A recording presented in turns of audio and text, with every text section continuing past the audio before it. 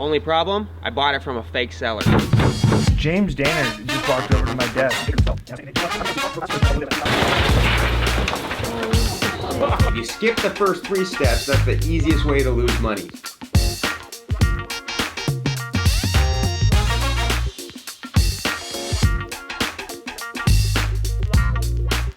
Hey guys, it's James Dainard with Bigger Pockets on the Market, presented by Fundrise. And today we're talking about one of my favorite topics, money, and how to optimize leverage to maximize your portfolio and grow it at an exponential rate. So the past 18 years, myself and my partner, we've grown our portfolio from 10 single-family homes to over 2,000 doors in the Pacific Northwest. So how do we do that? It first starts with the old saying of the money is made on the buy. We bought the right properties with the right loan to values. We target heavy value-add construction properties where we can buy them at deep discounts. But it's not only always about the buy, we also knew how to utilize leverage correctly and maximize our liquidity in the market. In doing this, we were allowed to use a limited amount of capital and expand it over massive amounts of properties and secure them on long-term financing after the value's been added. So before we dive into how we use leverage to kind of grow our portfolio rapidly, let's talk about the key team members you need on your bench to grow your portfolio in a rapid way. So the first thing you need is a dependable deal source. You need to make sure that you are buying these below market value. The key to leverage is to make sure you utilize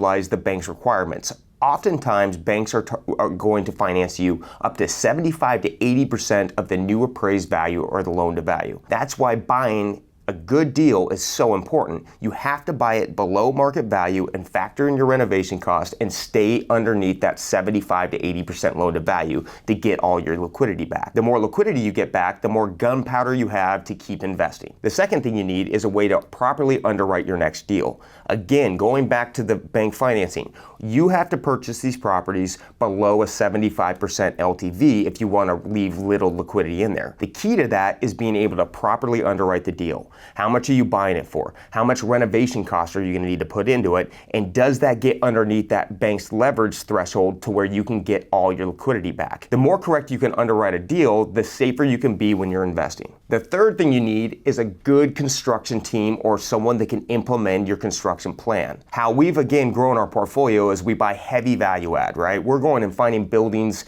that are dilapidated, they're not at highest and best use. Maybe we're adding units to increase the value of the property. The key to that is to make sure that we have the right construction team and can control our costs, because again, we have to make sure that all these costs fit inside the leverage requirements. If we can't properly implement the construction plan, that can cause cost overruns, and that's going to lead to more cash out of our pocket at the end of the day. And lastly, one of the most important things is access to capital. Not every deal is built the same. They need different types of structure, they require different types of financing, so you want to make sure that your bench is full of all the different types of lenders so you can pull the trigger on that next good deal with the right type of capital. So there is numerous types of lenders that I use at any given time depending on the deal that I'm buying. So when I'm talking to these lenders, I make sure I'm always interviewing them to find out their structure. One huge mistake that investors make is they always are targeting the cost and the rate. As lenders call them, they want to know, oh, hey, what's your interest rate, what's your points? And that's the first questions they're asking. They're concerned about the cost. I'm actually more concerned about the structure. I want to know how much they require down. Do they do construction financing? Do they do an interest reserve? That tells me how much liquidity is going to be required for a specific type of deal. The reason I'm not too concerned with the actual rate is because that's something I can absorb in my underwriting. If I'm paying 10% interest and 2 points, I can factor that money cost into the deal and structure my offer accordingly. It doesn't really matter to me what my rate is as long as that can be absorbed in the deal. As an investor that's always actively buying, I never want to be on the sidelines with no liquidity on hand. If that really amazing deal crosses my plate, I want to make sure that I can execute it. The proper leverage is going to give me that liquidity so I can always be executing at any given time. So let's talk about the different types of lenders that I have on my bench. The first one I want to talk about is hard money. The reason being is that is my favorite tool to use in investing as a value-add investor. I'm targeting properties below market value that need a substantial amount of construction to get it in highest and best use. The reason I target those properties is because I can get them at the deepest discount. To get these discounts, oftentimes I have to come in with a very aggressive offer. People will sell to me at a good price if I'm giving them the right terms. So if I'm waiting all my inspections, have no contingencies, have no appraisal, I can give them a very quick close offer. And that's what hard money is good for. My lender, Interest Funding, can actually fund my deal in 48 hours. So when I'm writing my offers, I can tell a seller I'm very serious. I can move quickly. I'm a dependable buyer. That will make them more open to the offer that I'm presenting to them. The deeper I can get that property, the more I'm going to be able to utilize leverage on the back end. I'm always trying to get that walk-in margin on day one. I'm buying this property at a discount. I'm going to add in the substantial amount of repairs, and then that's going to create usually a 20 to 25% equity position in it. So yes, the money costs a little bit more. Typically, I'm paying 10 to 12% on that rate, but it's okay if I'm picking up a 25 to 35% equity position. It's just absorbed in the deal. It's a cost of buying that next good investment. The second lender I use is a soft money lender. So what's the difference between a hard money and a soft money lender? Well, they're kind of a hybrid between conventional financing and hard money. Typically, a soft money lender is going to offer the same type of terms as a hard money guy. It's going to be about 10 to 20% down. They're also going to offer typically a construction loan to where you can leverage up your loan to value and get that drawn back to you. The main difference is for me, when I'm out writing offers, is they can't close as quick. My lender in Seattle, Washington, we can close in 48 hours. This allows me to offer a really strong offer, and sellers will entertain a lower offer because the terms are so good. In a soft money lender, I'm still going to have that contingency of an appraisal. If that appraisal comes in low, I'm going to have to come up with more capital to get that deal done. The more capital that I have to put in that deal, the lower it's going to take my cash on cash return. The reason I keep them always on my bench though is they are good for deals that maybe aren't in the same poor condition as a hard money deal. If it's more of a cosmetic renovation and maybe the seller's asking a little bit more, it's reducing my margin on the back end, I'll negotiate terms to where I can get those contingencies in, get a little bit longer close, and then utilize the hard money and save the cost on the rate. The next lender that I frequently use is my local or business banks. The reason they are so important for me as an investor is A, I'm self-employed. That can make it tough to get permanent financing. The second reason is we have numerous types of real estate businesses that require different types of financing, different types of structure. A business bank looks at me differently than a conforming lender bank. They look at me as a real estate investor rather than just a borrower. So not only are they going to look at me as a borrower, they're also going to look at the asset I'm buying and treat that like a business. The higher my cash flow or the better income producing that property may be, the business bank is going to underwrite it for those requirements. So they're going to give me a little bit more liquidity, not just based on my borrower strength, but they're going to include the property in that kind of evaluation. In addition to, these business banks can give you different types of capital for different types of leverage, and they change their product at any given time. One amazing thing about business banks is as they watch you grow as a business, they will offer you more types of loans. So recently, one of our local banks who has never done development loans reached out to us and said, hey, listen, we want to put capital to work. You guys have a long track record. We feel very comfortable with you. And they offered to do our townhome construction. This saves us around 2 to 2.5% on our interest for our next development deal. And they're also only requiring the same amount of liquidity as a soft money lender. So by having these business banks on our bench, we have access to capital, and it's always changing, and it allows us to switch up our plan by putting our liquidity to use. And lastly, there's the private lender. I'm actually a private lender in the Pacific Northwest. For borrowers that I know or clients that I know really well, I will actually give them second loans on a lot of their properties, or I'll finance 100% of their deal. I feel really, really good with the borrower. I feel really, really good with the loan to value, and so I'll leverage them more.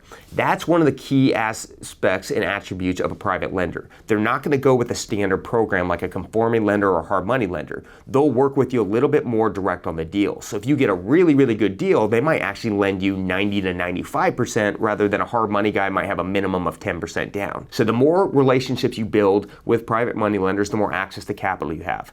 Typically, as a private lender myself, I'm more worried about the deal they're buying and then who the operator is, how long they've been doing it in business, do they have a proven track record? The higher their track record, the more leverage I'm going to give them. So by having a big bench of private lenders, you're going to be able to do more deals and leverage differently. Typically, the rates for private money can vary all different ways. Sometimes they can be cheap, maybe it's 6%, they're just trying to get their money to work, or sometimes it can be very expensive. In 2008, when there was a lack of capital out there in the market, I actually was paying 18% interest to my private money lender. The reason I did it is he gave me a aggressive loan terms. He was willing to finance me 100% of the deal because we were good operators, but he made me pay for it. So at that point, I just had to make sure that my deal I was buying could absorb that cost. Did the 18% fit inside of my metrics? And if it did, I would do the deal because I would have low capital in. And if it didn't, I would either try to buy it cheaper or move on to the next one. So as you can see, I have an arsenal bench of lenders at any given time. I don't want to have the access to liquidity to miss out on that next good deal. What we've seen over the last 2 years is a massive amount of liquidity in the market. There's all different types of lenders. There's hard money lenders, there's soft money lenders, there's VC guys, there's private money, there's banks are loosening up their lending requirements. So how do you know which lender to use and why? So there's always 4 key questions that I ask a lender when they're calling me to get my business. The first thing I want to know is what's their down payment requirements. That's going to tell me how much liquidity they require and how much is going to eat up of my reserves to buy that next deal. The next thing I want to know is, do they offer construction funds? What other terms do they have that may increase my liquidity position as well? Things like an interest reserve. If this lender will add in their construction costs and their interest reserves, that's going to be less cash outlay that I have to do over the life of that project, and it's also going to free up capital that I can do a second deal at the same time. The next thing I ask is, what's the rate? You do need to know what the rate is. How much points are they charging me? What's the term of the loan? Is that extendable? How much is the extension fee if I do need to extend? And then what other costs do they have? Junk cost, appraisal cost, construction inspection costs. I want to know about all those fees. Not because I'm just trying to price them out, because they could have a very low down payment requirement and I might like their program, but because I need to factor it in my pro forma. I don't care how expensive the money could be. If I have only access to 30% interest rate money, then I'm just going to buy accordingly. I need to account for those costs, put it in my pro forma, and then make my offer based on what my debt cost is. So I need to know what their charges are, what their rates are, and what that core cost is going to be. And the last thing that I always want to know is, what is their speed? How fast can they move? That is also going to tell me on what kind of deals I can use their money on. If I have a huge fixer property, I'm not going to call a soft money lender because I'm trying to beat out everyone else and get the deal for the best possible price. If I'm working with a seller and they want a little bit more and the property's not in that bad a condition, I know that soft money lender can fund in 14 to 20 days, so that's how I'm going to structure my offer. When you're working with buyers and sellers, the most important thing is being transparent and sticking to your word. So the more you know what your costs are, it's going to tell you what your solid offer is. The more you know your terms tells the seller how quickly you can close and how many contingencies you need to be in there. So the more you understand your cost of money, the better structure you're going to be able to get your offers and get more deals done. So how did I grow so quickly from 10 doors to 2,000 doors? I did it with leverage and setting up my deals correctly.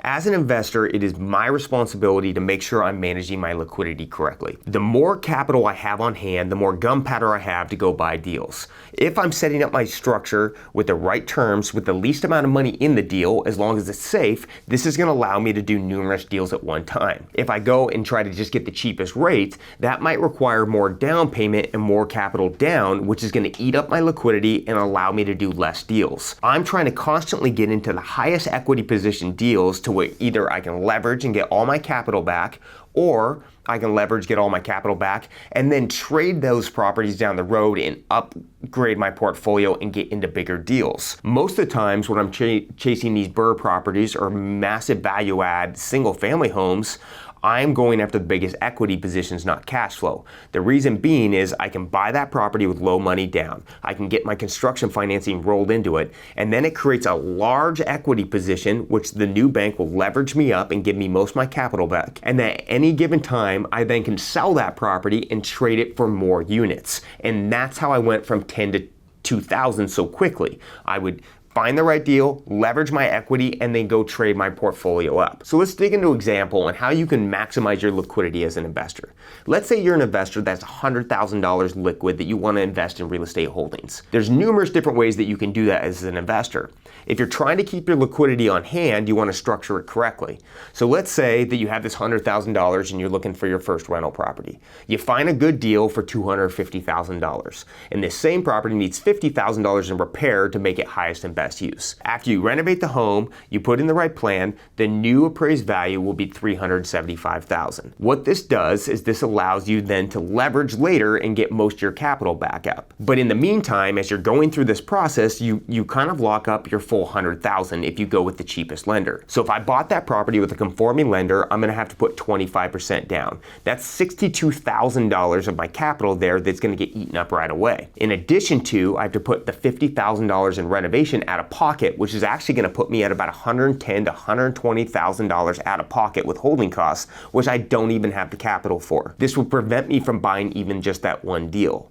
Now, let's look at that same example if I used hard money. So if I'm buying that property again for $250,000, I'm putting $50,000 into the repairs. My hard money lender is gonna give me a loan for about 15% of the total project. So they're gonna finance me back all of my construction costs at the same time. That's only gonna require me to put down $45,000 and have my renovation all paid for out of the loan. By doing this, that still keeps $55,000 of my original capital I wanted to invest on hand. If I can do two deals at the same time, I can hyper excel my wealth by getting into bigger equity positions and obtaining more cash flow. So imagine that same scenario. If I'm buying that property and I'm picking up $75,000 in equity by buying it with the traditional way, if I can do two deals, I can actually pick up $150,000 in equity in the same time frame. So by utilizing leverage and paying more for my money, it allows me to double my wealth in the same amount of time. So as you can see, using leverage is fundamentally important. Your capital, again, is your gunpowder. That's gonna get you to grow in your portfolio. So make sure you're working with the right lenders that are gonna give you the right leverage for the right type of deal. You, by setting up your deal correctly and just being okay with the cost, can actually double your wealth and double the speed of your portfolio growth. But one thing that you always wanna make sure of is don't over leverage. Leverage can be your best friend, but it also can be your worst enemy. In 2008, I learned this lesson. I was 24 years old. I had bought about 6 to 7 BRRRR properties. I had bought them, I had stabilized them, I refinanced all the money, the most amount of money that I could out of them. But the problem was I wasn't having enough cash flow across my whole portfolio. Because I was running on such fumes on my cash flow, when we went into our recession, the rents dropped, the values dropped, and I ended up having to feed my own portfolio with no buffer in there. So don't over leverage. As you're looking at these deals, also make sure that you have that cash flow padding in it. That's why I have a requirement of a 10 to 15% cash on cash return on every deal. This gives me 10 to 15% return on each rental property that allows me to absorb any kind of market shift at that time. So as you start exploring leverage, make sure you're asking the right questions. Get to know your lenders, figure out what the requirements are, and talk to them like people. Don't just price them out every time. Meet with your banker, find out what they can do to help you achieve your goals. You know, let them know how many types of units you're trying to purchase, what kind of leverage you can get. Talk to your construction lenders, talk to your private money guys. See where you can get the capital and when you can use it. But again, don't abuse this. Make sure you're not over leveraging. Make sure you're not getting into too many types of properties. So I want to thank everybody for tuning in to Bigger Pockets on the Market presented by Fundrise. If you enjoyed this video, please make sure you like and subscribe below, and also make sure to check us out on Project RE on YouTube or at JDainFlips on Instagram. We post tons of information, tons of different types of construction tips. Check us out and keep learning.